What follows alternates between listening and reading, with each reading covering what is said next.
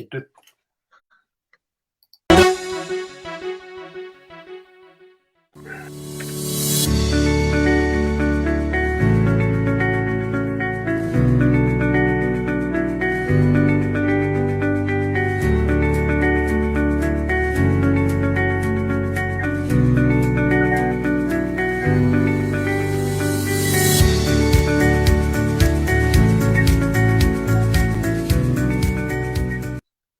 Ashabar kafuun akkam jirtu hordoftoota Oromiyaa 11 kun sagantaa kootti dhufeeti.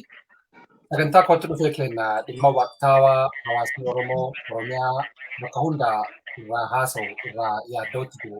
Keessattuu marii nageenyaa Oromiyaa irratti xiyyeeffateetiin dubbatamaatiin jiruun walqabateetiin mari'achuudhaa deemna.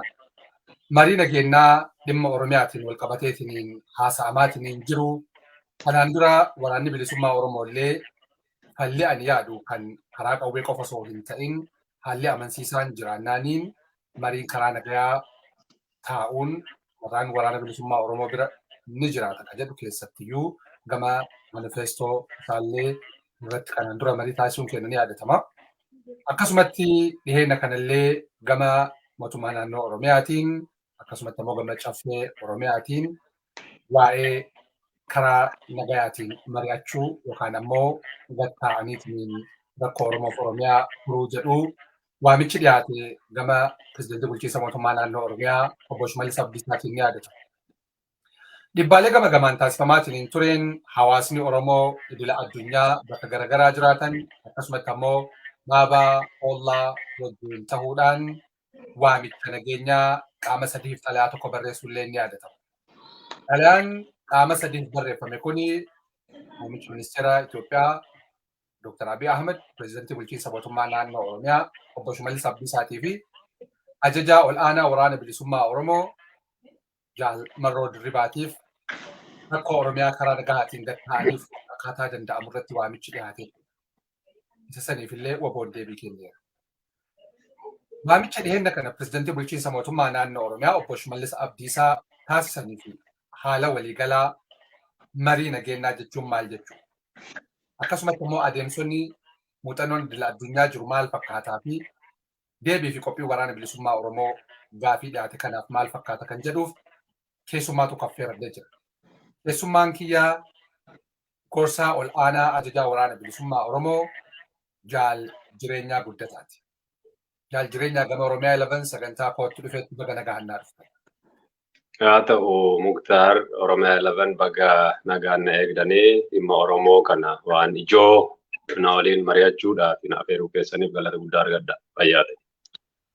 Egaa Jaal Jireenyaan keessummaallee miti ulfaadhaa galatooma hedduu isiniif bareeraa hedduu gaafa nu rakkannee illee jarjaratti illee sardamatti illee isin waamnu nuu dhiyaattanii kanaaf Oromiyaa 11 galata guddaa isinii qaba.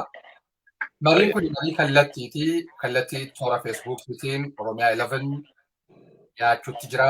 Marii kallattii kanarratti kan xiyyeeffannoo akkuma mata duree keenya irratti taasne waa'ee marii nageenyaati. Maal jechuu mariin nageenyaa? Waraanni bilisummaa Oromoo ittuma marii nageenyaa jedhu akkamittiin fudhata? Namni baay'een kafiraallee kadiinaallee waraana bilisummaa Oromoo yoo jedhu wanni matatti dhufu waraanuma yookaan lola faatti fakkaachuu danda'a. Waraanni bilisummaa Oromoo akkamiin hubata marii nageenyaa hiikkaa isaarraa haa ta'an obbo Jireenyaa. Gaarii akka hubannaa keenyaatti nageenyi sababni booraheefitu jira. Sababni Oromoon nagaa dhabeef sababa qeen Oromoo gartee nagaa dhabeeftu jira jechuudha. Sababni kuni gaafuma duriirraa kaasee halagaatu qee Oromoo kanaa hawwaa irratti abbaa ta'uu barbaada.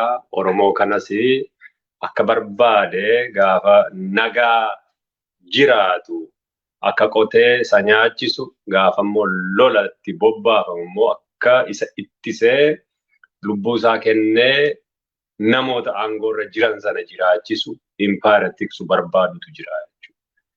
Egaa kuni nagaa nu dhowweera, nu hiyyoomseera, gadadoo keessa nu galcheera, akka of ittisnee nu tolcheera jechuudhaan ijoolleen Oromoo Oromiyaa keessaa bahanii qaroon uummata kanaaf saba kanaaf falfallaa nagaa waaraa argachuudhaaf akka qeesaa irratti qananiidhaan akka bardurii san akka jiraatu gochuudhaaf humna ta'ee of ittisuu danda'utu itti jira.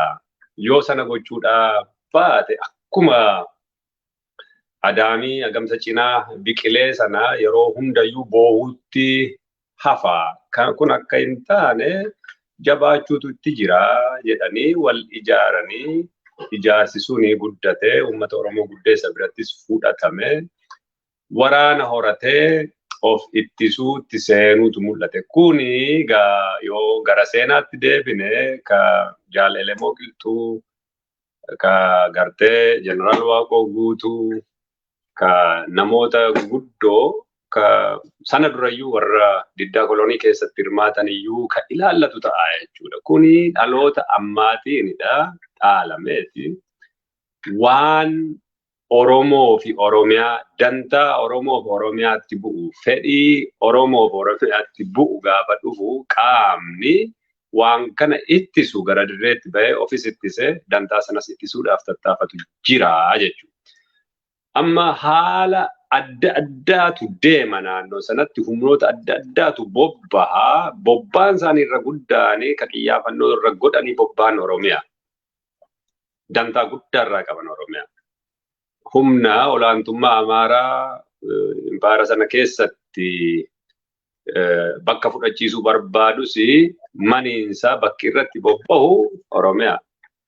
Humni inni kaanis akkuma kanaa jechuudha. Ka Eertiraa dabalatee Oromiyaa irraa gartee qabeenya jirtu saamuu irraatti dhimma bahuu barbaadutu jira jechuudha. Kuni sirrii miti. Oromoon dantaansaa kabajamuutti hin jiru. Qeesaa gartee qotee gartee irratti abboomee jiraachuu malee irraati saamamee ofiisaa hiyyoomaa jira. Qeesaa keessatti manni ijaaramee inni waardiyaa akka ta'uutu godhamaa jira. Lafa isaatu irraa saamamee inni harka qullaatti hafuutu jira.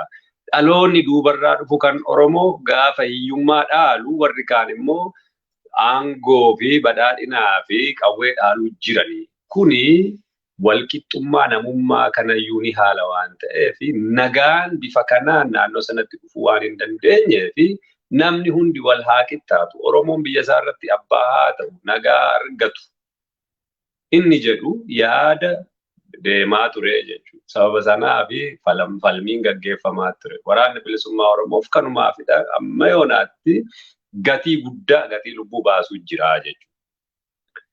Kanaaf lolli kun bakka hundattuu gaggeeffamaa ture. Kaaba Itoophiyaa keessatti waggaa lamaan darban keessa, Oromiyaa keessatti baroottan dheeraarraa kaase haga ammaatti waggoota 4-5 dabran keessa immoo lola hamaatu gaggeeffame lubbuu nama hedduutu gartee gaaga'ame jechuudha.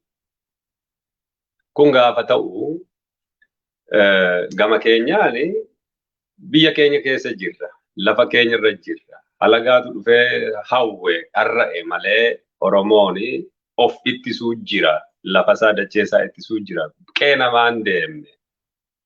Daangaa namaatti hin ceene dabarre itti dhacehameeti goolamuu jira jechuudha. Kana hundi keenya iyyuu agarra. Yoo kun hundi ta'u warri Oromoo ittisuudhaaf tattaafate ni jira. Warri immoo callisee ilaale ni jira. Warri immoo ammas deebi'ee halagaa gargaaree Oromoo loles ni jira jechuudha. Kana keessatti Oromoon ilaalaa ture, taajjabaa ture jechuudha. Amma didhaa yookiin challenge gama adda addaatu qaamota kanatti dhufe jechuudha. Naannoon sun goolamte namni hedduun dhume beellii fi hongeen ta'ee gartee namu sadarkaa jiraachuu irra gara dhabamuutti deemuun dantaan Oromoo tiksina jennu kuniyyuu immoo yoo maal goone irra tikfama. Akka Oromootti yaaduun nutti hin jiru. Oromoon saba kanaaf quuqamu hundiyyuu bakka tokkotti dhufee falfaluun itti hin jiru.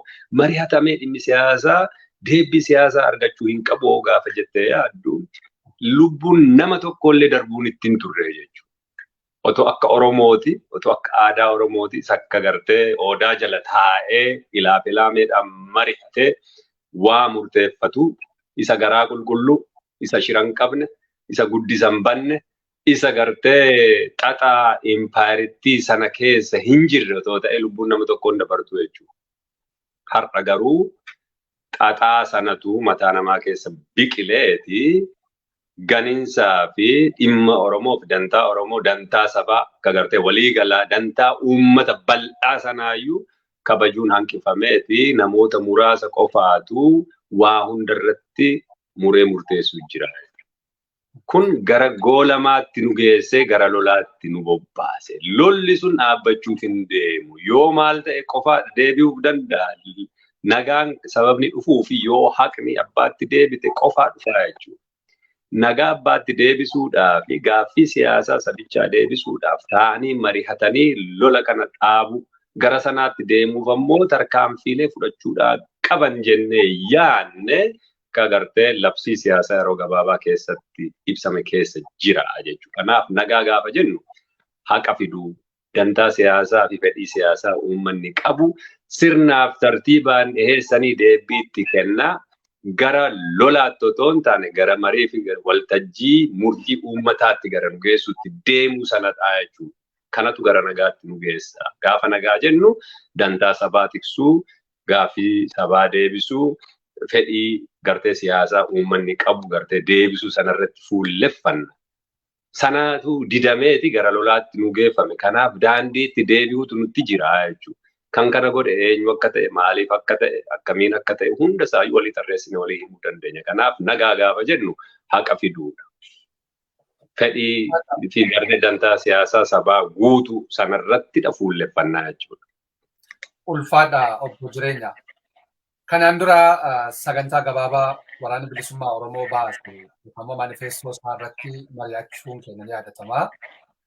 Dhiheenya kana gama caffee Oromiyaa irratti pirezidaantii bulchiinsa mootummaa naannoo Oromiyaa obbo Shimallis Abdiisaa waamicha marii nageenyaa kana dhiheessanii turan. Waraanni bilisummaa Oromoo fudhate waamicha kana achirraa haa kaanuuti himee hawaasaa marii nageenyaa hojiirra oolchuudha.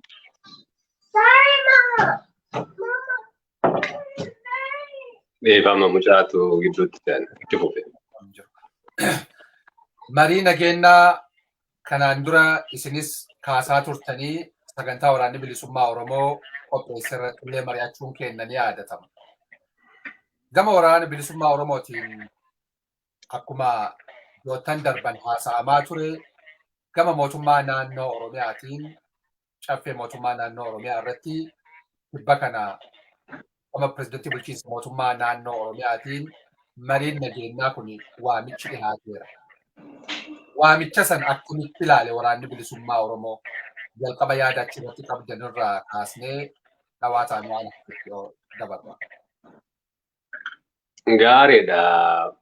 Namni baay'ee gartee dhimma kanarratti haasawutti jira amma waamichichi maal jedha eenyuuf dhihaate isa jedhu gaafa laaltu waanuma gartee deebisii kennuu danda'udha jechuudha.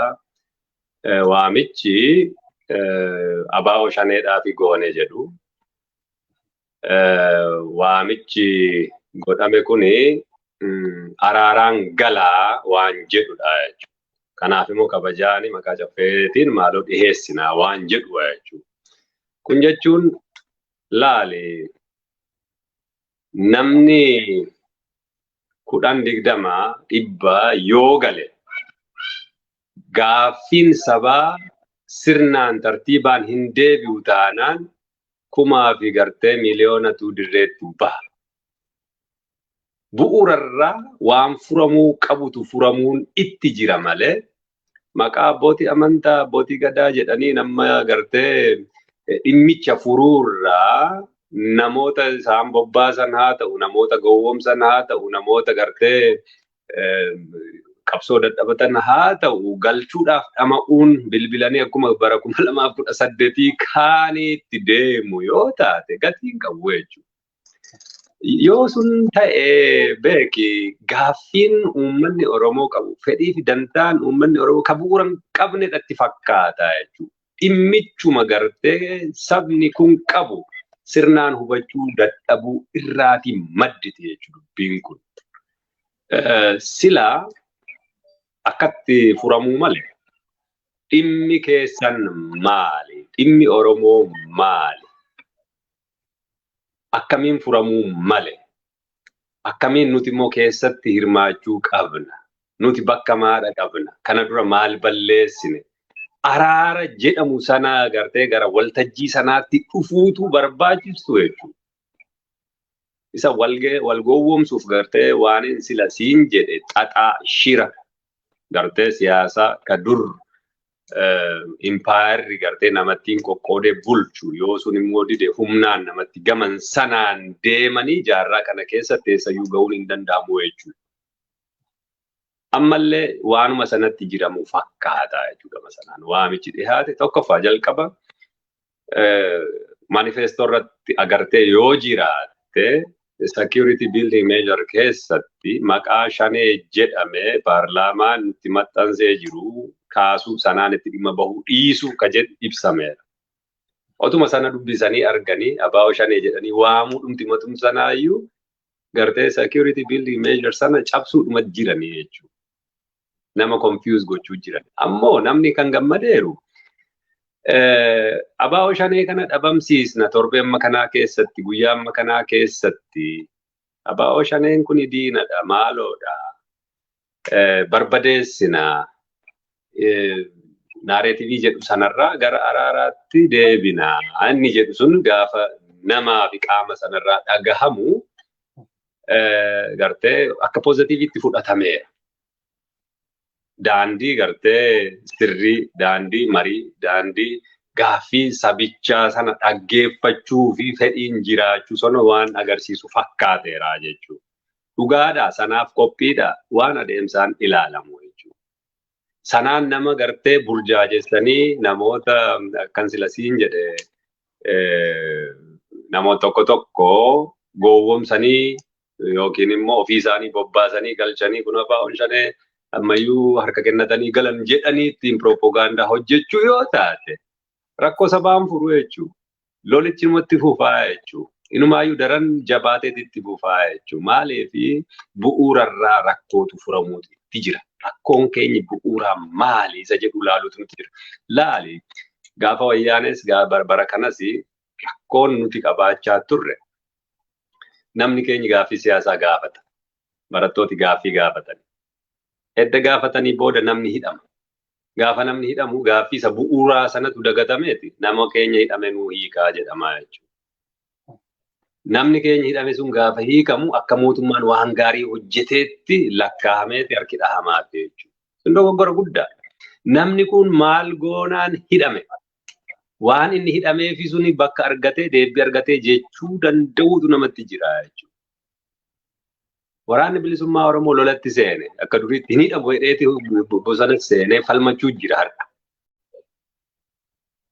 Mirga hiree murteeffannaa uummata Oromoo dhugeemsina. Mirga hiree murteeffannaa Oromoo yoo guutuutti fiixa bahe eenyuun miidha? Mootummaan ani Oromoodha ofiin jedhu yoo waa mirgi hiree murteeffannaa uummata Oromoo hojiitti haa hiikamuu jedhamee Oromoorraa gaafatamu maaltu saquuqa? Hayyee kuni waan sirna gartee konvenshinii idil addunyaarra jiru sirna tartiibatti tolchaati haa raawwatu jedhanii heeyyamu maaltu nama rakkisa jechuudha. Waan salphaa otoo orma ta'e jetta. Kuni sababa qaba. Ormatu duuba jiraafidha kana heeyyamuu dadhabuu jechuudha. Qaama sodaatan wayii tokkotu jira jechuudha. Oromoon aangoo impaayiritti harkaa qaba yoo ta'e dhimma Oromiyaa mirga hiree murteeffannaa haa murteeffatu gaafa jedhamu maaltu nama rakkisa waan salphaa jechuudha. Kanaaf yowwaan gara dhimma mootummaan naannoo Oromiyaa caffee irratti haasa'e jedhamu waan inni jedhes galaa jedhe. Araaraan galaa. Araaraan galaa jechuun dhimma siyaasaa sana furra waliin haasofne bakka qaamni sadaffaa jirutti jedhee konfidensiidhaan haasa'u isaan agarree jechuudha. Galaa gaafa jedhu nam tokko tokkeeni gartee akkuma bara 2018-19 raawwatan sana gochuuf karoora qabu yoo taate uummanni Oromoo akka gaariitti ija qarootiin ilaaluutti jira. Mootummaan kun gaaffii siyaasaa sabni kun qabu fedhiif dantaa siyaasaa sabni kun qabu guutuudhaaf akka hin deemnee fi karaa dogoggoraarra akka jiru hubachuu danda'utu itti jira jechuudha.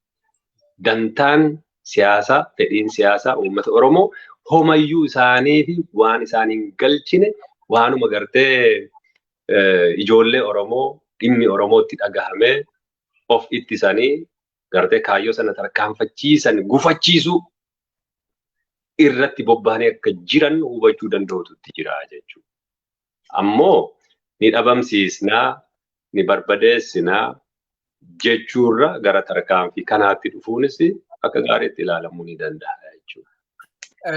Amma wanni baay'een garagaraa ka'u fakkeenyaaf mootummaan waamicha kana jaalateellee osoo hin ta'in dhibbaaleen garagaraa akka nagaa buusu wantoonni isa dirqisiisan jiru kanneen jedhan jiru. Fakkeenyaaf kanaan dura waamicha gama ministeera haajaa alaa Ameerikaa Antooni Bilinkeniin dhiyaatee ni yaadanna. Rakkoo Oromiyaa keessaa karaa nagaa fi nagaa qofaan akka furtan waamicha jedhu kallattiidhaan dhiyeessan. Inni gama biraa ammoo waanuma gaanfa Afrikaatti deemu kana keessaahuu lolli Tigraay warra lixaatiif illee barumsa guddaa kennee lolli akkanaan fufnaaniin gaanfa Afrikaa qofa osoo hin ta'in fageenyatti isaanis bakka jiranitti goolamuu deemanii kanaafi waan jedhan qaban. Gariin immoo lakkii waanuma yookaan diinonni Habashaan fa'aa mootummaa badhaadhinaa kana cinciteef mootummaan badhaadhinaa waraana bilisummaa Oromoo ofitti aanfachuu fedhee jedhan. Maal xiinxalli waraana bilisummaa Oromoo? Barbaachisummaan marii yeroo kanaa akkasumatti ammoo fedhiin mootummaa maalirraa kan madde jettanii yaaddu? Rakkoon inni guddaa bakka kana jira Muktaar. Maal jechuun silaa dhiibbaa akkasiitiin ta'uu malle dhugaa haqni sabni kun qabu irratti hundaa'anii gochuu malanii jechuudha. Waan gartee waaraa waan hundaaf hojjetu namummaa qabaattee hojjechuu malte jechuudha. Amma waan ati naa kaaste kun warri Ameerikaa dhiibuu danda'u. Yoo sana dhiibanii dantaa wayiidha argatu jechuudha. Birrii wayiidha kajeelanii World Baankii fi yookiin IMF irraa jechuudha. Gaafa sana argatanii deebi'anii si loluu jechuudha. Gaafa gartee dantaa isaanii sana raawwatanii bakkuma isaanii durii sanatti deebi'uu danda'u jechuudha. Dhimmi Tigraay akkasi. Waan eksternaal ta'edha. Waan gartee dhimma Oromoo keessa, dhimma nagaa buusuu, dhimma hawaasichi haqa waliif kennuu, haqa dhugaa walii kennuu sanarratti kan hundaa'u otoo hin taane dhiibbaa alaatiinidha kanatti dhufan yoo taate. Sii galeera gaafa wanti sun bakkaa socho'e bakka isaanii duriitti deebi'u jechuudha. Dhimma Habashaas yoo ilaalte warra Habashaa kana takkaa isa deeggarani takkaarraa baqatan. Deeggarsi isaanii gaafa dhufu Oromoo miidhaa jeesaa gartee irratti duula yoo ta'e gaafa isaan immoo fuularraa galagalfatanii Oromoodhaaf nan dhaabbadhaa jedhee fakkeessa yoo taate waan hojjetamaa jiru kuni waan tooftaati malee waan tarsiimoo miti jechuudha. Waan yeroo gabaabaa keessatti dantaa wayii irraa buufachuudhaaf jecha achirraa maallaqa argatanii diroonii bitatanii uummatatti loluun asirraa warra gartee kaabarraa qabbaneessanii humna qaban gara kibbaatti geessanii gaafa immoo haalli aanjofte olis deemanii loluuf warra Habashaas akkuma kana gartee maraan martuu lola keessaa kan nama baasu miti jechuudha. Kanaafi waan tarsiimoo irratti fuulleffatamutu itti jira. Tarsiimoon kuni ka hunda namaaf hojjetu, ka Oromoof hojjetu, kan gartee naannoo sana hundaaf hojjetu, ka haqa walii gartee eegu, tiksu ta'uu danda'utu itti jira. Dhimmi Oromoos mirga mataa koo ofii kootiin murteeffadha gaafa jedhu murteeffadhu. Qaamonni siyaasaa nagashaa dhimmi Oromoo na ilaallata jedhan hundiyyuu gaafa gartee nagaan bu'ee jedhu jechuun qawween callisee jedhu keessatti hirmaatanii akkaataatti biyyi ijaaramu, akkaataatti qabeenyi sirnaani walii qoodamu, akkaataatti uummanni wal bulchu, akkaataatti aadaa safafaansaa gartee sirnaanitti dhimma bahu lafa kaawwatee gaafa deeme gaafa namni sirnichatti itti quufe dhugaan naa deebite jedhee gaafa yaade sana nagaan dhufaa jechuudha.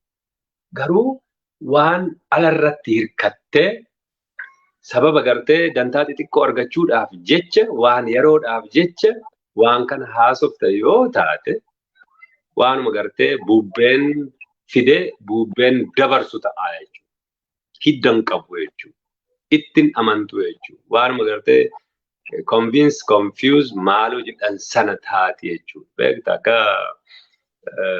naareetiiviin nagaa jedhu suni dur beektaan isaan jedhanii qurxummicha qabuuf galaanicha gogsuu ka jedhutu ture. Sanarraa haasofnaa qurxummicha waliinuu galaanichis haa jiraatu achi keessatti waa hojjenna jechuun kun dantaa yeroodhaaf yoo ta'e gaafa gartee dantaa isaanii guuttatanii maal abbaasaa ammasii qurxummicha qabuuf galaanicha gogsuu waan jedhutti sababni hin deebineef hin qabanii jechuudha.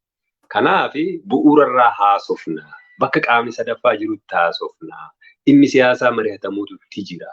Bu'uurarraa haasahamee uummanni keessatti hirmaatee qaamni siyaasaa nagalcha jedhu hundiyyuu keessatti hirmaatee mana kana waloodhaan tolfannaa akka hin raafamnetti akka hin jignetti jechuun suni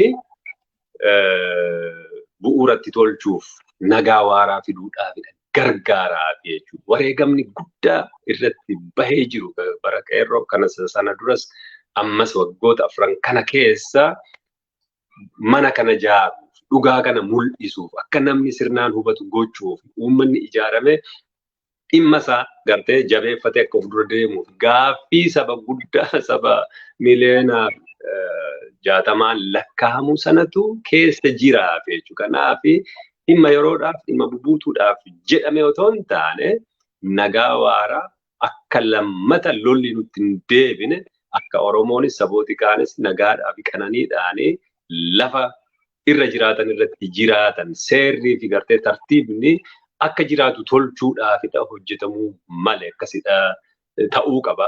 Isaanillee yoo dhiibbaadhuma xixiqqoo kanaanidha dhiibamanii dhufaniiru yoo taate sanumaafidha immoo nutti dhufu yoo taate boruu sababni nurraan galaqalleef hin jiru han isaan dhufuudhaa qabani dhugaa sabichaa gaaffii fi dantaa siyaasaa sabichaa deebisuudhaaf dhufuutu irra bu'aa qaba hunda keenyaaf jechuudha. Rakkoolee keessaa'uu haala amma Itoophiyaan keessa jirtu kanaani wal waraansi gama gamaa wal kajeelu walitti gamu waan kana keessatti adeemsi diina hir'isuu yookaan ammoo diinota namatti xiyyeeffatan ofirraa gadi xiqqeessuu akka fala tokkootti ilaalama. Fakkeenyaaf falli naannoon Tigraay fudhate faluma kana fakkaata. Falli mootummaan naannoo Tigraay fudhate mootummaa federaalaa wajjin nagaa buusuun isaa waraanni Eritiriyaa fi Finxaaleeyyii Amaaraa irraa irratti kaayyeeffamaa ture haga tokko irraa gadi si'ee hawaasni isaa hafuura akka baafatu taasisee jedhama. Wanni haga ammaatitti kanaan dura Olusegun Obasanjoo wanni kaasan yoo xiqqaatee namoota guyyaa guyyaan du'an hedduu hambisuu dandeenyeerra waan jedhu. Haala qabatamaa Oromiyaa yoo laalle Oromiyaa lafa fagoo waraanni dhagahamu qofa osoo hin ta'in gidduun magaalaatu kan nagaa hin qabne.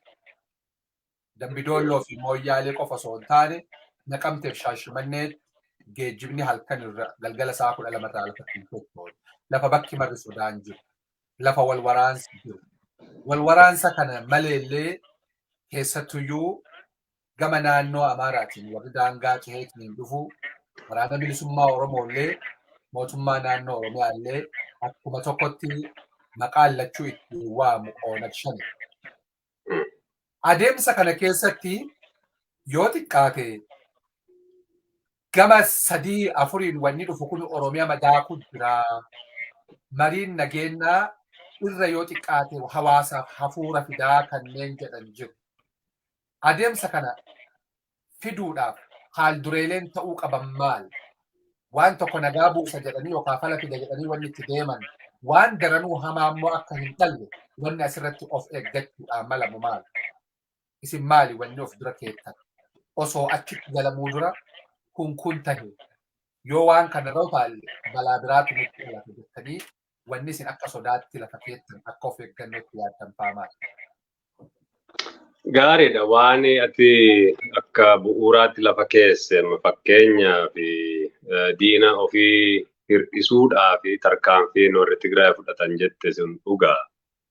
Marfama keessa galuun humna guddaan itti bobbaafamuun sun immoo lola sagartee fuuldura sanaan yoo deemne miidhamnedhanii waan siyaasaaf dippiloomaasiitiin waan hojjetaniin lola ofirraa dhaabanii dandamachuu danda'aniiru sirri. Ammallee kunis waan toftaati jechuudha. Bor iftaan walitti galagaluu ni danda'u jechuudha. Maaliif? Rakkoo isa bu'uuraa isa siyaasaa sanatu hin tuqamne mayyuu. Hin mari'atamne, hin haasahamne jechuudha. Fakkeenyaaf dhimma gartee heera biyyittii gartee bara wayyaanee itti hojjetamaa ture sun. Mirga gartee sabaaf sablammootaa jedhu sun. Keeyyata 39 heera keessa jiru jedhamu sun. Gama kaaniin immoo mormama, gama isaaniitiin immoo deeggarama. Humnoota federaala jedhaman, federal ethnic based federalism kan jedhamu sun. Dhimma walqaayitu waliin wal qabate. Hariirooleen gartee jijjiiran hundi kunuu dhimma furmaata siyaasaa hin arganne. Qawween haa callisu jechuun qofaansa waan yerooti jechuudha. Nulleen beektaa yeroo hedduu qawween haa callisu uummanni keenya inni beelahee jiru, inni ongeen isa dhahee jiru, qarqaarsa haa argatu. Kanaaf sadarkaadhuma lola dhaabuuttuu ni geenya. Qaamni idil-addunyaa dandeettiitti qabu bakka uummanni keenya miidhamee jiru kana deemee dhaqqabee nyaataa fi waan isa barbaachisu haa guutuu fi yeroo jennee ibsa baasneefaa qabnaa jechuudha. Maaliif sabichi jiraachuutu itti jiraate jechuudha. Ammas balaa guddaatu nutti dhufuu jira gama warra faallaa Oromoo dhaabbatanii. Kanaaf fuulleffannee gara sana haa duullu yoo waliin jenne furmaata yeroo ta'a sirrii. Qaamni hundi Oromiyaa irratti wal lola. Oromiyaa difeend haa goonu yoo jenne qaamni gartee halagaa waliin dhaabbatee Oromiyaa saamsisu suni Oromiyaadhaaf dhaabbachuu yoo danda'e waanuma bareedaadha jechuudha. Dantaan Oromoo haa tikfamudha jenne. Fedhiin Oromoo haa eegamudha jenne. Waan Oromoon barbaadu haa ta'udha jenne. Ideoloojiin Oromoo cunqursu haa gartee Oromiyaa irraa ka'udha jenne. Namni gara kanatti dhufa taanaan dhimma fedheefuu haa dhufu. Barbaachisa kana furu. Laale dhimmi Tigraay fi dhimma Oromiyaa maaltu gargar godhate jedhus haa ilaallume. Tigraay keessa sabni Tigraay lafasaa qabatee jira, lafasaa irra jira. TPLF yookiin immoo warri aangoo irra jiranii dantaa Tigraay keessaaf lolu otoo hin taane aangoo federaal keessaa qabaachuudhaafidha lolu jechuudha. Hansaanii qabatanii dabalata barbaaduu jiran jechuudha. Han Oromootti gaafa dhuftu qeesaatu qabamee jira. Lafti isaa bilisa miti. Halagaatu irratti dinagdeedhaanis doomineet godha. Yaadaa fi gartee aadaa isaas guddifateeti Oromoo cabsuudhaafidha tattaafata. Dhimmi hankeenyi dhimma gartee nagaa qofaa otoo hin taane dhimma siyaasaa, dhimma aadaa, dhimma afaanii of keessaa qaba jechuudha. Dhimma dinagdee hunda kana hammataa jechuudha. Kana gaafa goonu halagaa kana ofirraa kutuu dandeenyaan qaamni kamiyyuu yoo gartee hiriira gara kanaatti qabsoo bilisummaa Oromootti dabalamee yoo waliin gartee dantaa fedhii saba kanaa tikse eege waanuma barbaachisaadha jechuudha. Garuu gama tokkoon hudduu halagaatti gatatee dantaa sana eeguudhaaf tooftaadhaafiin sitti dhufaa siin jedhee booda si ganee si rukutee akka gartee dantaanii fi fedhiin saba Oromoo lammata oliin kaane rukuchuudhaaf sitti dhufummoo yoo taate sana diduudhuma sitti jira. Xaxaan sila siin jedhe kana qulqullummaan hin jirtuun siin jedhe kana qulqullummaadhaan yoo dhufe lubbuun nama tokkoyyuu Oromoo gidduutti bahuun ittiin turre siin jedhe sana jechuudha. Kanaaf dhugaa dantaa Oromoo fedhii saba kanaa tiksuudhaaf yaadaaf ilaalcha Oromummaadhaan of dura tarkaanfachuudhaaf namni yaada qabu yoo jiraate diina hir'isanii fira guddifatanii dantaa fi fedhii saba kanaa galmaan gahuu keessatti tattaafachuun barbaachistuudha jechuudha. Dhugaadha. Qabxiin ati kaastee jarri warri nafxanyaa yoomiyyuu taanaan warra ergatanis warra irratti bobba'anis hundayyuu akka tokkotti ilaalu. Dabareedhaan si rukuchuudhaafidha qophaa'u. Jalqaba ABO yookiin immoo waraana bilisummaa Oromoo qaama tokko qabatanii rukuchuu barbaadu. Akkuma bara dargii ma'isooniin qabatanii ihaappaa rukutanii boodarra immoo ma'isooniin ofii isaanii nyaatan kana gochuu barbaadu. Qaama PP gartee amma waliin hojjetan kana nyaachuudha barbaadu.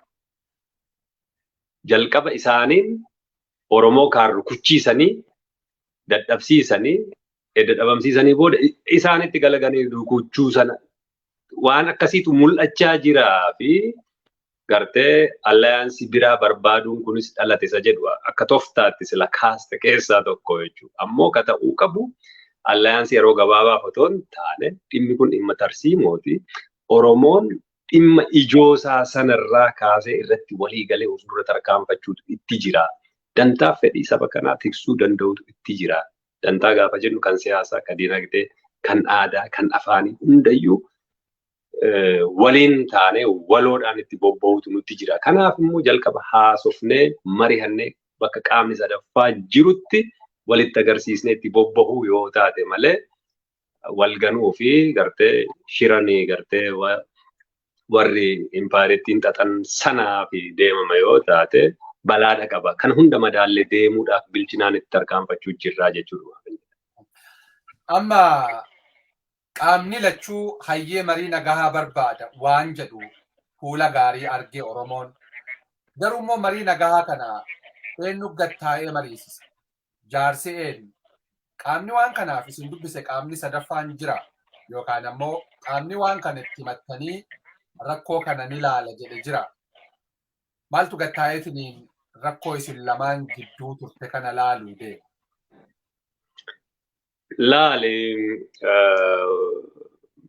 Labsii siyaasaa kagga yeroo gabaabaa yookiin gabaabduu baasne keessatti yaadota tarrisne sana tarrisuudhaaf waan nu dirqetu jira. Ololatu deemaa ture. Ololli deemaa ture kana duras ibsineerra qaamni mootummaa keessa jiraate waraana bilisummaa Oromoo kana haleeluu diiguu mancaasuu barbaadu. Akkuma gartee waraanaan tolchu qalbii namaa keessaa si baasuuf diiguudhaa fi dabtaraan naannoo sanatti walitti qabame ni jira jechuudha. Sana qulqulleessanii addunyaatti ibsuun Oromootti ibsuun halagaan kamiyyuu dhimma sana akka hubatu gochuun barbaachistuu turteef baasne jechuudha. Haala kanaani mootummooti ka gartee ka Awurooppaas ka Ameerikaas ka gartee dhimmi nagaa naannoo sanaa nu ilaallata jedhan hundayyuu dhaqqabee jira jechuudha. Sanarraa fedhii guddaa agarsiisanii jiran. Gaaffiin keessan gaaffii haqaati. Gaaffii dhalli namaa gaafatu. Amma ifanuu ta'ee ka dur gartee sagantaa siyaasaa isa guddaarraa qabdan irrayyuu amma waa hedduutu nuu ife confusionii yookiin immoo afaan faajjii keessaa baanee jirra. Waan kana yoo gama keessaniin fedhiin jiraachuusaa agarre gaaffii saba kanaa akkaataatti dhiheessitan agarre gama sanaanis waltajjiitti dhufamee akkaataatti marihatamu irratti waan hojjennutu jira warri jedhan jiran jechuudha. Gama mootummaas gama achis deemanii gama kanas deemanii haasahan jiru. Kanaaf qaamni gama sanaa heeyyamamaa yoo ta'e bakki qaamni sadaffaa jirutti walitti haasahanii walitti agarsiisanii dhimma ijoo, dhimma bu'uuraa, dhimma gartee maraamartoo lolaa keessaan nama baasu. Beeki lolli kun waggaa dhibbaaf deemeera jechuu dandeenya. Takkaa qabbanaa, takkaa ka'a. Kuni bakka tokkotti yoo hin dhaabbatu taate haqa dhablummaani kan itti fufu yoo taate lolli ijoollee keenyarraa dhaabbachuudhaaf hin deemu jechuudha. Kana xumuratti gochuudhaaf bu'uurarraa haa furruun ejjennoo keenya. Qaamni kanaaf immoo gidduu deemuu danda'u tokko mootummaa ta'uutu jira jechuudha. Sababni isaa mootummaa hin baabsine ta'uutu jira. Yoo hin baabsa taate looga yoo taate achi keessaa dantaa yeroo gabaabaa ilaallata yoo taate haqni kun akka mul'atuu fi akka rakkoon bu'uurarraa akka furamu dantaa dhabuu danda'a. Waan yeroo gabaabaa yaada yoo taate. Nuti waa'ee yeroo gabaabaa otoo hin taane waan dheeraa waan naannoo sana bara dheeraadhaaf tasgabbii nagaa fiduu danda'u barbaanna waan taateef qaama hin baabsine nagaa barbaadu gama tokkoon ka loogu otoo hin taane goolii kana keessaa bahuudhaa fi fedha qabu ta'uu danda'utu jira. Ittaane wanti kun edda irratti walii galame hojii irratti hiikuudhaa fi qaama si gargaaru dhiibbaa geessisu ta'uu danda'utu jira. Namni akka waliin ganne xaxaa fi shira gartee sila siin jedhe kaanii ka yaadamu yoo taate qaamni ragaa sii ta'ee uummatatti hawaasa idil addunyaatti sii ibsee akka ati gargaaramtee hawwannoo idil addunyaa argattee waan sii malu sabnis waan isaaf malu akka argatu qaama dhiibuu danda'u ta'utu jira jechuudha. Namoonni dhuunfaa Oromoo keessaa waan akkasii hawwan jiraachuu ni danda'u ta'a. Isaanii hawwiin isaanii gaarii bareeda. Garuu har'atti siyaasa fiixee lama qabatee nama wal lolaa jiru kana keessatti lola akkasii keessatti hin baabsinuu jechuunis ulfaatti. Otoo namni hin baabsine illee jiraate biyya sana keessa taa'ee dhugaa jirtu dubbachuudhaaf rakkachuutu jira jechuudha. Dhugaadhuma gartee si waliin bilbilaan haasahuufu meeqa ilaallatu. Mootummaatu lola keessa jira. Gaafa barbaade nama ajjeesa, gaafa barbaade nama hidha akka fedhe godhaa. Kanaaf eeggannoodhaan sodaadhaan tarkaanfataa jechuudha namni hedduun isaa. Kanaaf dhugaa sana mul'isuu deebi'ee immoo dhugaan mul'ate sun akka bakka qabatu hojiitti hiikuudhaaf qaamni danda'u kamiyyuu yoo gidduu jiraate hojiitti hiikame hin baasaa jechuudha. Ammoo itti dandeettii hin qabne raawwachiisuu fi homaa gochuu hin dandeenye yoo taate yeroodhuma gubuu taati jechuudha. Amma gaafa mariin araaraa mariin nagayaa kun yeroo ka'u namootarraa yookaan immoo deeggartoota waraana bilisummaa Oromoo yookaan immoo jaallattoota yaada garaagaraa dhagahama. Namni guyyaa bofa argaa halkan quuncee dheessaa waan kanaan dura bara wayyaanee waraanni bilisummaa Oromoo ta'ee waan kanaan dura waggaa 4 har'aa ta'e. Kanaafuu ammallee wabii maaltu jira? Akkamitti akkitti galan kuni jedhanii warra hadoodan, warra laalatan, warra lattuwannummaan kunuu hin ta'u. Waraanni bilisummaa Oromoo akkasumatti itti wareegamnee waan barbaannu san argamsiisuudhuma qabaa jedhanii warra yaada kaasantu jira. Gaafa mariin araaraa jedhamu, mariin araaraa yookaan immoo mariin nageenyaa amma yaadamaa jiru kun waan kanaan duraarraa maaltu adda ta'uu deema akka sirriin namaa galuuf jira. Mariina isin immoo kanatti dhufuu dura hawaasa wajjin deeggartoota keessan wajjin miseensota keessan wajjin gochuu jirtan maal fakkaata? Wal hubannaan gaariin akka gaariitti uumamee jira jechuu fedheeti.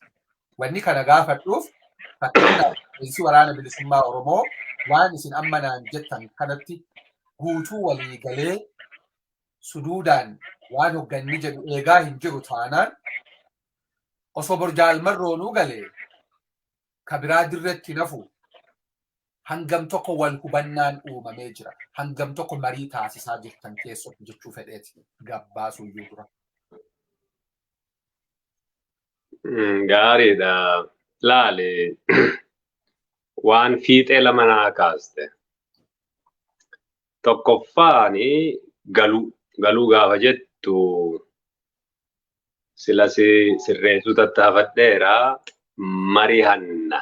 Galuu jechuun kiyyaa mariin kuniyyuu ta'ee hogganni walii galee haaldureeleen barbaadamuyyuu guutamee hayyee karaa kanaan waraanni bilisummaa Oromoo karaa nagayaatiin akkas ta'a jedhamee wanni waliigalteerra ga'ame sunu osoo achumarraa gahame hangam tokko miseensi hundi yaada mari'atamuu malu kan irratti waliigalaa jira jechuu biyya fedhe.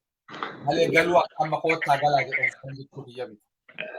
Ilaali Oromoon jiiladha qaba. 1991 waan irra ga'eetu jira. 2018-19 waan irra ga'eetu jira.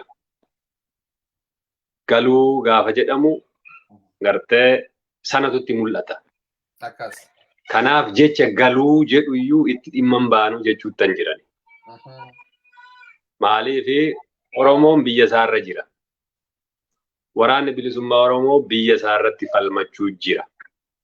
Magaalaa fi baadiyyaa qabate. Bakka itti galuutu hin jiru. Mana isaarra jira eessa gala boo? Eessaa immoo gala? Eessaa immoo gala? Lafa isaarra dachee isaarra jira falmachuu jira. Gali jechuudhumti matumti isaayyuu dogoggoradha jechuudha. Qe'ee ormaa jirtu akka jechuuti jechuu keessan. Maarree eessatti gala? Qe'ee isaarra jira, biyya isaarra jira, falmachuutti jira. Eenyutu galee kootu gali jedhee immoo namaa heeyyama boo. Hin jiru waan akkasii. Maal siin jechuufi rakkoon siyaasaa dhalate sun furmaata dhabee bara dheeraa ture jira. Marihannee gara nagaatti deemna. Lolli kun hin fayyadu. Qaama gargaaruu qaba. Gara sanaatti immoo waliin yoo deemne teenyee marihannuu yoo ta'e malee namni galchu hin jiru. Namni galu hin jiru. Namuu biyya isaarra jira jechuudha. Namni itti nama afeeru hin jiru. Namni itti afeeramu hin jiru. Namuu biyya isaarra falmachuutti jira jechuudha. Namni qajeelfama walirraa eegutu hin jiru jechuudha. Dantaa waloo qabna. Dantaan keenya Oromiyaa. Nagaa barbaadna. Uummanni keenya nagaa barbaada. Bakkuma jiru sanattidha nagaa barbaada malee eessadha deema. Lafa isaarra jira, qe'ee isaarra jira. Bakka sanatti falmachuu jira. Galii hin galiinii wanti jedhamu hin jiru jechuudha tokko. Lammeessoo. Lolli yoo itti fufee wareegamni numa jira. Beekama. Nagaa hin haasofnu callisnee dhuma walaa cabsinuu gaafa jettu wareegama guddista. Yoo danda'ame namni dogoggora isaarraa yoo hubate kaleessa nan si dhabamsiisa nan si barbadeessa siin jechaa ture kaleessa qurxummii qabuudhaa fi galaanan gogsa jechaa ture. Amma mee nagaadhaaniin haasaa gaafa jedhee dhufu. Lakki kaleessa akkas jetteetta amma dhabamtutti boqonnaan argatu jechuumoo kootu mee hayyee sii galtee kanaaf immoo kana godhi jedhanii wal qajeelchuutu irra gaarii isa jedhutu ilaalamuutti jira. Akka kaleessaa ganamuun sun hin jirtu jechuudha. Ganamuun sun akka hin jiraanne immoo tartiibarra deemaa jirru kanatu wabii jechuudha. Boorus tarkaanfiin fudhatamu jaalle marroo ta'uu eenyuyyuu yoo ta'e akka namni haasa'u kana miti. Eenyuyyuu caalaa jaalmarroon tartiiba kanaaf adeemsa kanaaf galii kana beekaa jechuudha. Galii jedhamee nama galuus miti. Hojiidhaan nutti agarsiiseera. Waan namni gartee kumaatama meeqaan galee qobaa isaatti hafeeyyuu yoo isin bilisoomtanii gartee mukaa fi bineeyyii hin bilisoomnetu jira isaan hin bilisoomsa jedhee bakka sana jiraate jechuudha. Gaafa sanayyuu galiin fudhanneen mana abbaa koon jira biyya abbaa koon jira bosonni kunuu hankooti bineensi kunuu hankooti na simateera eessatti hangaladhee tafee jechuudha. Mitiiree bakka sanatti biyya isaa keessa jira. Kanaaf miseensonni waraana bilisummaa Oromoos akka durii kaan ganamnaan galaan galtan jedhame namni isaaniin jedhu sun jiru. Biyya isaaniirra jiran, ladachee isaaniirra jiran, falmachuu jiran, waan falmatanii fi sana waan jaallan irratti wareegaman sana galmaan gahuudhaaf immoo haasaa siyaasaa gochuun cubbuun qabdu. Wareegama irraa xiqqeessuun cubbuun qabdu.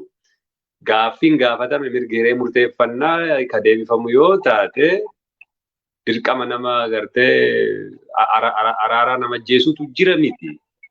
Falammii of ittisuutu jira. Yoo gartee qaamni sitti bobbahe si weeraruuf jedhu kuni loltuu isaa dachaafate nagaatu dhufa. Kana dhiibu jirra. Kanaaf yaadi galuu jedhu jechuumti isaayyuu rakkoo qaba. Ittuu dhimma hin ba'an. Ammoo haasaa siyaasaa hin haasofnu jechuun sunillee dogoggora jechuudha. Haasa'utu sitti jira. Waan haasa'ame sana murtiin inni dhumaa kan uummataati. Qawweetu uummatarraa akka ka'u barbaanna. Uummanni akka bilisa ta'u barbaanna. Dhimma isaarratti ofiisaa akka murteessu barbaanna.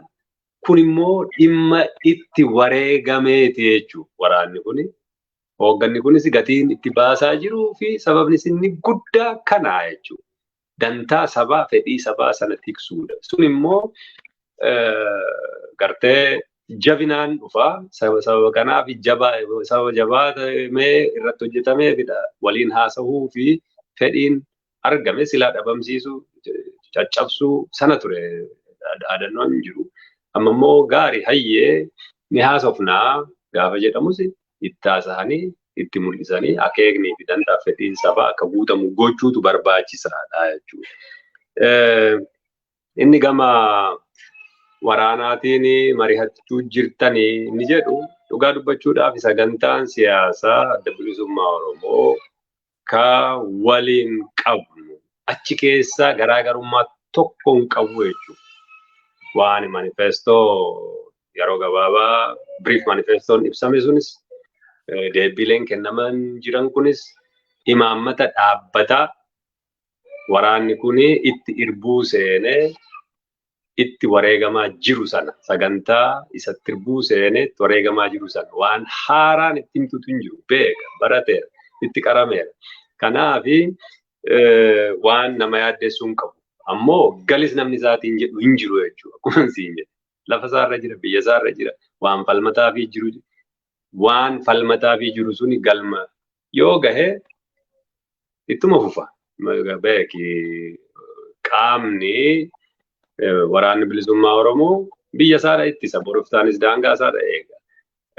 Rakkoo hedduutu jira ka gartee daangaa cabsee nutti dhufaa jiru iyyuu. Sana eenyutu hojjeta? Gali gaafa jettu beeki qawwee kee lafa kaayiti rakkoo Oromiyaa maaltu furameeti gala. Kanaaf hojii bal'aa guddaa agartee humna guddaa nama gaafatutu achi as dhufuu jira. Namni gali jedhuunis hin jiru. Ammoo dhimma siyaasaa mari'achaa diina ofirraa xiqqeessaa tartiibaan immoo gaaffiin sabaa kun akka deebi'u gochuun immoo karaadhumadha jechuudha. Waan kana malee xiqqoo akka irra deebitan bakkiin an fedhee fakkeenyaaf amma deeggartoota keessaa hawaasa keessaa yaadonni sodaa garaagaraa hedduu caccalaqqisuu jiran haga dubbiin kun gadi dhufe.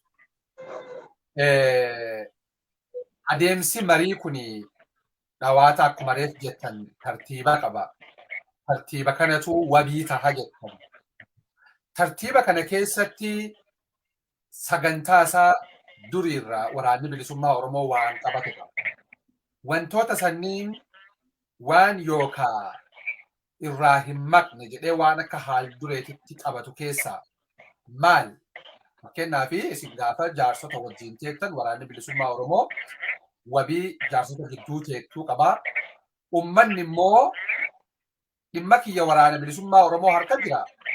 Dhimma kiyya kasinit kenne saniif wabii kamiin gatteettanii naaf haasoytanii maal haal dureen keessa yoo namni jedhee gaafate fakkeenyaaf. Gaafii kee keessaa kun mata waan tola bankaahin gatteennee nagaaf mari'annu wanni jettanii maal wanni ibsuu danda'amu yoo jiraatu. yoo waan ibsuudha ol isinitti ta'e. Yeroo baay'ee egaa waan kanaan jaarsummaa ta'e nan jedhamu Lakkee hawaasaaf yaaddolee hawaasa keessaa akka ta'an tokko waan arguuf wanni hubannaa uummataatiif ibsuu danda'amu yoo jiraate jechuuf yaa obbo Jireenyaa. gaariidha fayyaa ta'e jalqaba akkuma sila siin jedhee muuxannoo darberraa Oromoon yaaddoo qabaachuun hin jira. Lammata immoo namoonni beekaa waan kana jallisanii ibsanis ni jiru. Kana agarreerra jechuun waanuman katabamne dubbisanii yookiin wallaalummaas jechuun nama dhiba namni wallaalummaa isaa ofirratti hin beekne baay'ee rakkisaadha. Garuu beekaadhuma jallisanii adeemsuma kana gufachiisuudhaaf warri tattaafatanis ni jiran. Maal siin jechuufi waraanni bilisummaa Oromoo sagantaarraa waa hunda qaba kaniin siin jedhe keessaa tokko mirgi hiree murteeffannaa sabichaa saboota kaanis waan irratti haasahamu miti. Maaliif?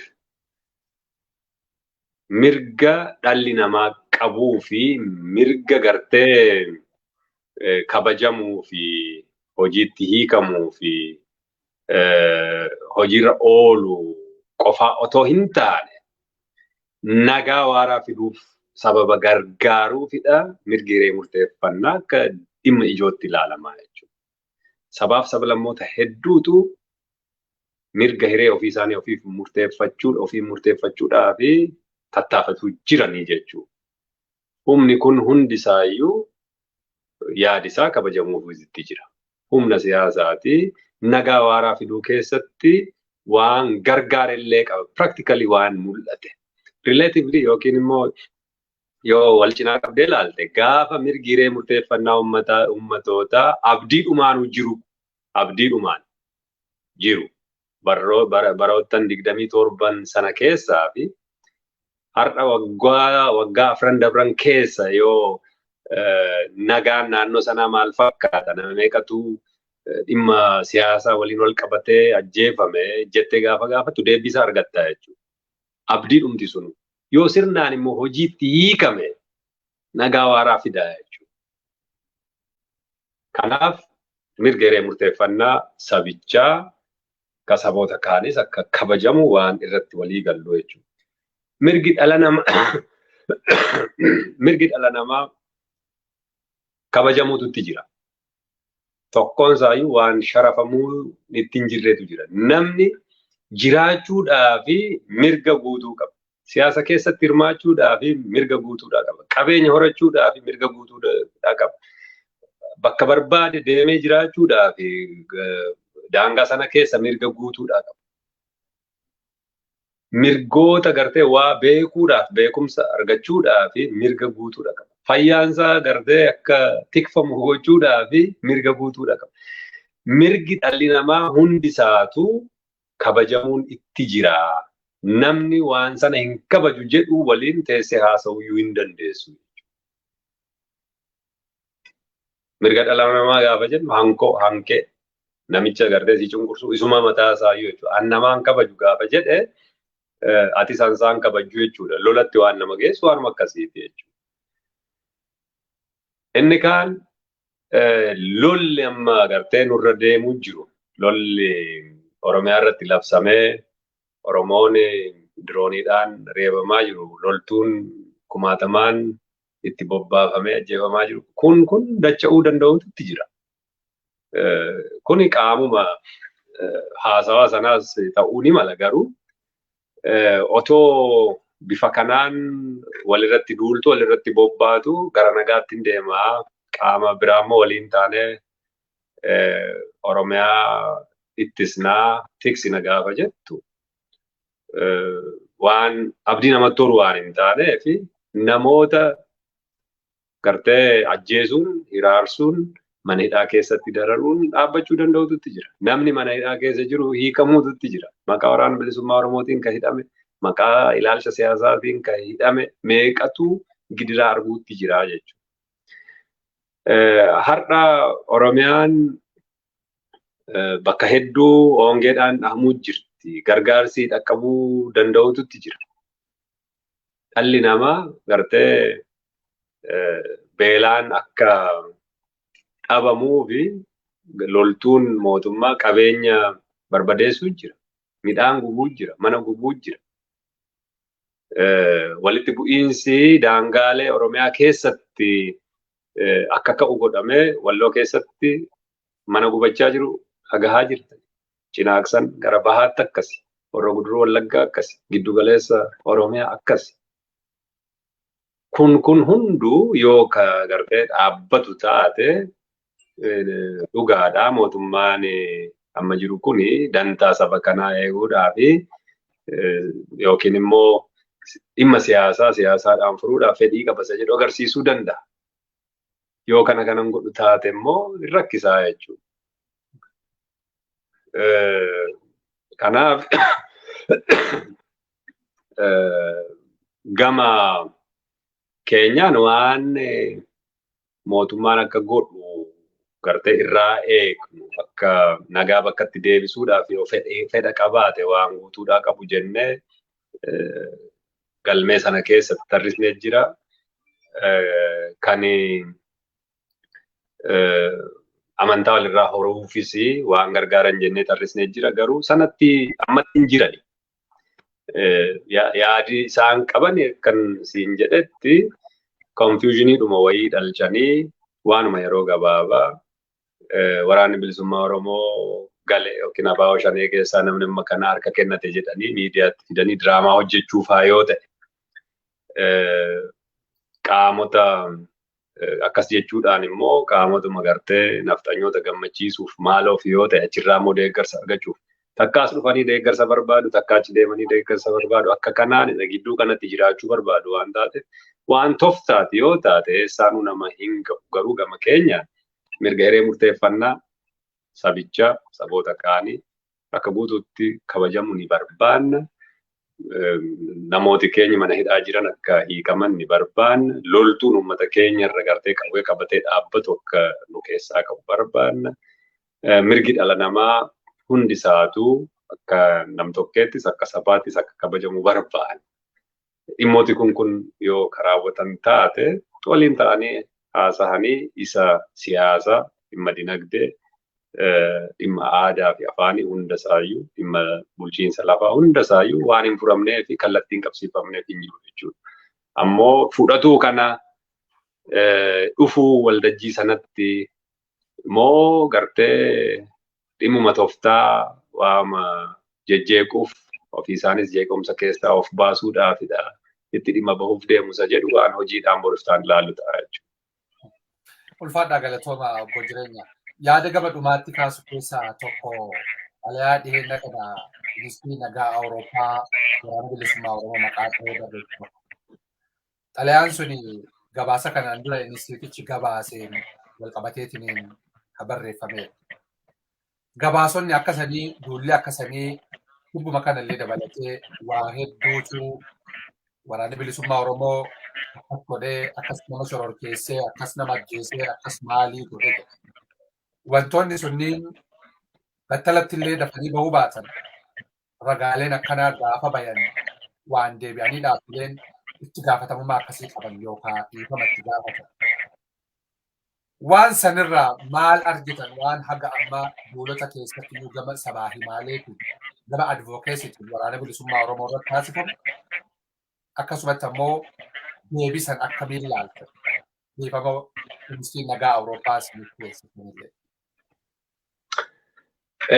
Karaan dharaan bira darbanii galma nama dhibdeedhaan jara kana namootumatu dogoggorsee achi booda haala ishee gaafa arganii wanti sun dhara ta'uu ishee hubatanii adiin kun waan sitti tolu yoo dogoggora isaa hubate ittiin goggogu dhiifamu siin jedhee dhimma isaa xumurata jechuudha. Xalayaan sun dhugaa dubbachuudhaa fi nuti kabajaa qabnaa fi gartee ka hooggana sana fudhatee xalayaa sana katabee nuun dhaqqabsiisee ololatu deemaa bahe bara dheeraadhaaf waraana ABO waraana bilisummaa Oromoos ABO irrattis jechuudha. ABO fi waraana bilisummaa Oromoo shororkeessaa jechisiisuudhaa fi hojiin hojjetame guddaadha. Kabara darbee ka sirna darberraa eegaleetiin siin jedha. Inni as dhiyoo immoo addaa jechuudha.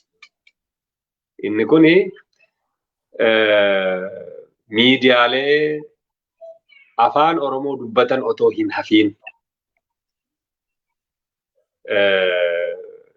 itti bobbaasanii waraanni bilisummaa Oromoo kun akka sanyii irratti fuulleffatee yookiin immoo qomoo irratti fuulleffatee tarkaanfii fudhatu fakkeessanii dhiheessuun waraanni bilisummaa Oromoo shororkeessaadha jedhamee akka sammuu warra Awurooppaa fi Ameerikaa keessa galu gochuudhaaf tattaaffiin godhame guddaadha jechuudha. Kanaaf birriin guddaa ramadame, riisarchiin tiimiin hedduun itti ijaarame, tiimiin ijaarame kun immoo daataa gadi bu'ee funaane jedhame, riisarchiin hojjetamee dhihaate, riisarchichi sun immoo deebi'ee idiitir ta'ee akka mootummaan barbaadutti keessaa baafame, itti dabalame jaraaf dhihaate jechuudha.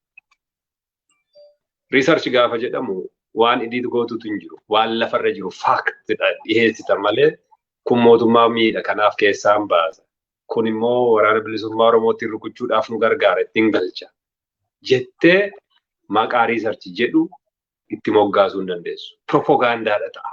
Olola qaama wanna ololaa ta'a. Meeshaa ololaa ta'a jechuudha.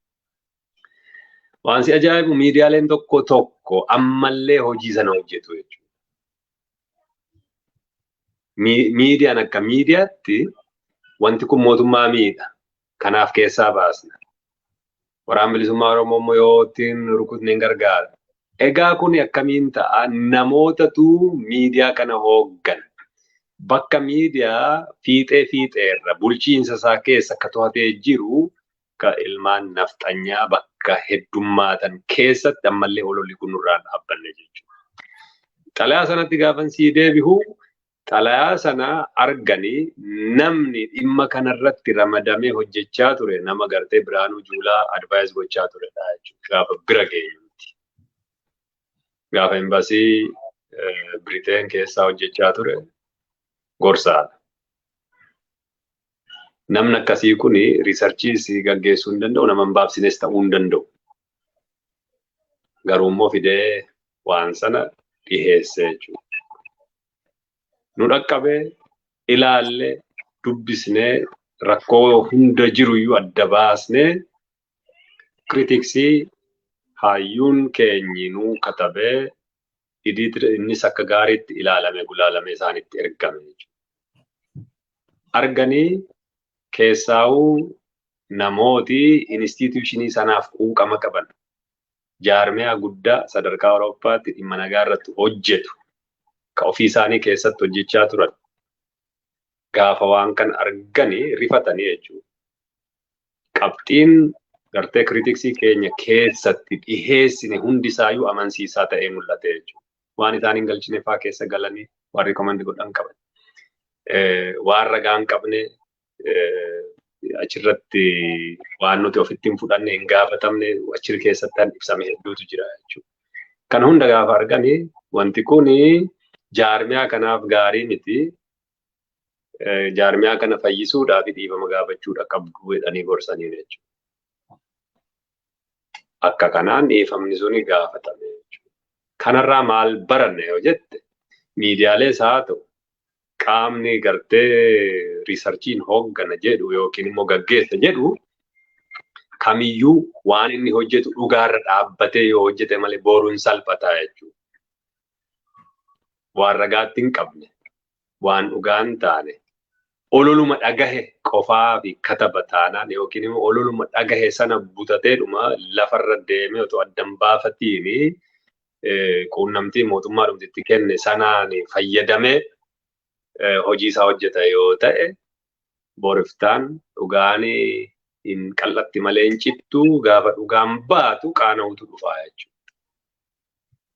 Faranjiin illee qaana'uu irra dhiifamuma jettee takkaa fixattee hojii dhugaatti bobbaati namoota dhimma kana raawwatan bakka isaaniirraa kaasanii of qulqulleessanii hojii egereedhaaf akkaataan dhimma nagaa irratti waliin hojjennu hariiroon waliin tolfatanii akka kanaan xumuratanii jechuudha. Kun beekumsa. Kuni qaroomina. Kuni gaafa gartee dogoggortu of qulqulleessitee hojii kee boruuf ittiin of qopheessitu jechuudha. Kanarraa miidiyaaleenis qaamonni gartee walaba ta'anii riisarchii gaggeessina jedhan waan guddaa irraa barachuu qabanidha jechuun barbaada jechuudha.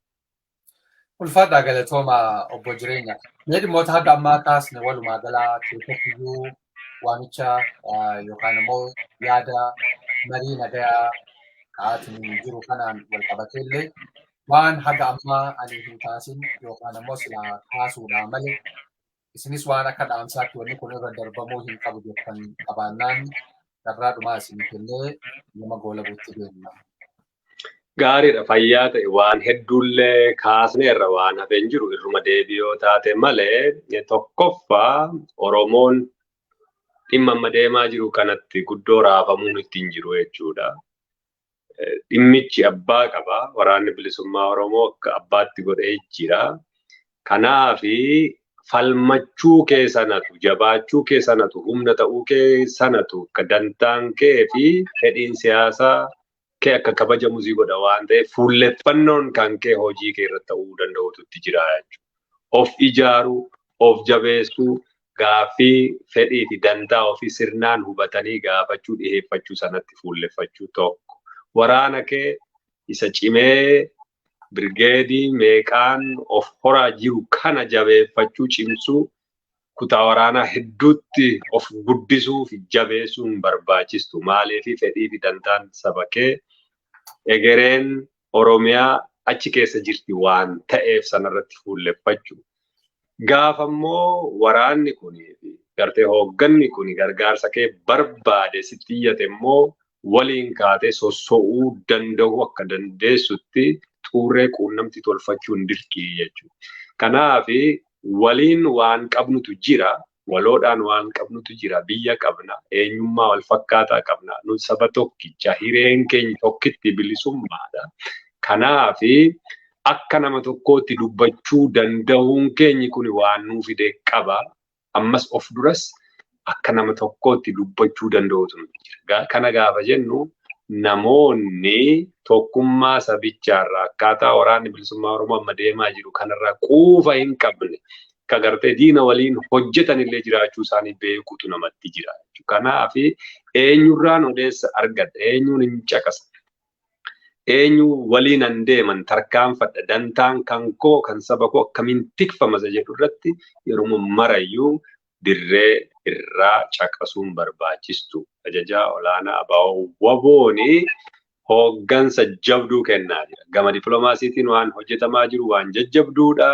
Gama siyaasaatiin hojiin hojjetamaa jiru ni jira. Ka waraanaa ka hojiidhaan nutti agarsiisaa jiru lolee booji'ee gartee diina injifatee lafa qabatee waan nutti agarsiisaa jiru kana hundayyuu dantaan sabicha akka kabajamuufidha wareegamatti baasaa jira waan ta'eef xurreen waa dhagahuu, xurreen waliin tarkaanfachuu, xurreen gargaaruudha qabnu xurree ajaja olaanaa Abaawoo ta'uu danda'utu itti jira. Warri kaan hunduu gargaarsa kanaa ta'anii waltajjiin cuqqaalame. Waltajjiin siyaasaa cufamee jiru kuni kabanamuu danda'u, daandiin irra saaqamuudha danda'u kana waan ta'eef mirgi dhala namaa kan kabajamuu danda'u daandiin isaa kana waan ta'eef mirgi hiree murteeffannaa saba kanaa ka dhugoomuudha danda'u daandii kanarraan waan ta'eef kana hordofuu caqasuu waliin deemuu jabeessuu gargaaruu danda'utu jira isa jedhuun yoon guduunfee gaariidhaatillee akka yaada koo bakka kanatti ibsadhu naaf heeruu keef galatoomi. Oromiyaa 11 jabaadha jajjabaadha jechuun barbaade ulfaadha. Ulfaadhaa galatooma gorsaa ajajaa olaanaa waraana bilisummaa Oromoo obbo Jireenyaa Guddataa gaafiif deebii dhimma bilbiltuu yeroo ammaa hawaasni Oromoo hedduu irraa yaadda'ee gurra qeensaatiin jiru kanarraa ibsa bal'aa yaada gama keessanii ibsuudhaaf asitti nu dhiyaachuu keessaniif ulfaadhaa galatoomaa gurra horaa fayyaa isin Tole fayyaa ta'e ulfaadhu. Egaan hordoftoota Oromiyaa Laban sagantaan keenya kootu dhufee inni har'aa kan irratti xiyyeeffate marii karaa nagayaa rakkoo Oromoof Oromiyaa keessatti deemu furuudhaaf haasa'amaatiin hin jiru. Gama waraana bilisummaa Oromootiin sagantaa marii nagayaatiif qophii ta'uu erga ifoomfame asitti gama mootummaa naannoo Oromiyaatiin illee waamichi kun marii nagayaa akkaataa ta'u irratti dhiibbaaleen gama gamaa hedduun taasifamaa jiraachuu walumaa gala kaayyoo fi kallattii waraana bilisummaa Oromoo hoo maaliif jedhu irratti xiyyeeffanneetiniin gorsaa ajajaa olaanaa waraana bilisummaa Oromoo obbo Jireenyaa Guddataa affeerrannee turtii waliin taasifne kanadhaa kanuma fakkaata. Dhimma kanarratti gama mootummaatiin argannaaniin gama mootummaa qabannee dhiyaachuudhaaf yaala. Akkasumatti ammoo hayyoota alabaan yaada kana bakkeetti xiinxalaniitiin dhiyeessuu danda'anillee irratti ni affeeranna. Kanadhaa kanumaan goolabnee jirra. Taniif ulfaadhaa galatoomaa bulaa horaa deebanaa fayyaa ta'a isiniin jedha.